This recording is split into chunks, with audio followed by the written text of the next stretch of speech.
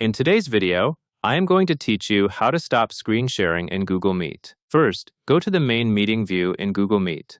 Look for the button or option that says Stop Sharing. When you find it, click Stop Sharing to immediately end the screen share for the meeting. If you are using a mobile device, the steps are slightly different, but the goal is the same.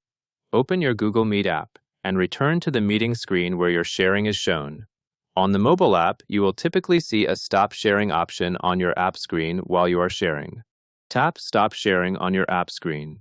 This confirmation step is important because it prevents accidental taps. When you confirm, your shared screen will stop, and the meeting will go back to the standard mobile meeting view.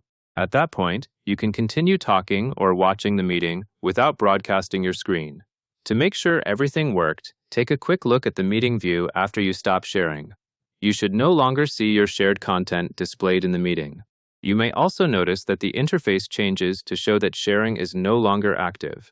If you had multiple screens or windows open, this check can help you confirm that the right share ended.